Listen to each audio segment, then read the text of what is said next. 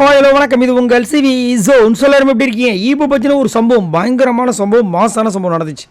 என்னென்னா, big pass வந்துட்டு இந்த டாஸ்க் முடிகிற சமயத்தில் வந்துட்டு சொல்கிறார், இன்றைக்கி டெவில்ஸாக இருந்தவங்க யார் வந்துட்டு டெவிலாக இல்லை அப்படின்றத நீங்களே முடிவு பண்ணி சொல்லுங்கள் அப்படின் போது எல்லாருமே என்ன சொல்கிறாங்கன்னா, நாங்கள் யாருமே டெவிலாக இல்லை அப்படின்னு யோசிக்கிறாங்க. அஞ்சிதா நான் ஜெயிலுக்கு போகிறேன்றாங்க.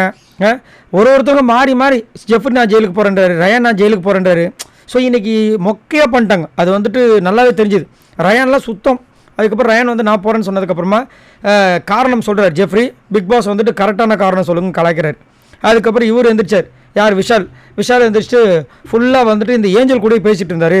டெவில் முதல்ல எப்போ ஏஞ்சல்கிட்ட பேசியிருக்கு, இதுவே ஒரு குவாலிட்டி இல்லை அப்படின்ற மாதிரி சொல்லிட்டு ஏதோ ஒரு சில விஷயங்களை சொன்னோன்னே சரி போய் சிறையில் அடிங்க அப்படின் போது சிறையில் வச்சு அடைக்க தான் போகிறாங்க. அடிக்க சொல்ல நான் தான் வாய் தோறு சொல்லிட்டேன். அதுக்கப்புறமா கூப்பிட்டு போகிறாங்க. சிறையில் அடைச்சோடனே இவங்க ஒரு பாட்டு போகிறாங்க, செஞ்சோற்று கடன் தீர்க்க சேராத இடம் தேடி வஞ்சத்தில் வீழ்ந்தாயடா கண்ணா அப்படின்னு பாடும்போது பிக் பாஸ் அங்கேருந்து குரல் கொடுக்குறாரு. என்னன்னு லூப் திரும்ப சொல்லு, அவனுக்கு உரைக்கிற மாதிரி சொல்லு அப்படின்ற மாதிரி சொல்கிறாரு. திரும்ப அவங்க பாடுறாங்க.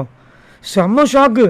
ஸோ நம்ம சொல்கிறோம் பார்த்தீங்களா, ரயானோட கேம் மாறி போச்சு, காரணம் கோவா கேங் அப்படின்னு ஃபுல்லாக அது ஒரு உருவானதுக்கப்புறமா இவரோட கேமு சுத்தமாக மாறி போச்சு. இந்த ஜாக்லின் அதுக்கப்புறம் சௌந்தர்யா வந்துட்டு அந்த ஷேடோவில் வந்துட்டு இவர் விழுந்து அவரோட கேமே வேறு மாதிரி போயிடுச்சுன்றத பிக் பாஸ்க்கே தெரியறதுனால இந்த சான்ஸை கரெக்டாக யூஸ் பண்ணி லூப்புன்னு சொன்னோடனே திரும்ப அந்த பாட்டு பாடுறாங்க.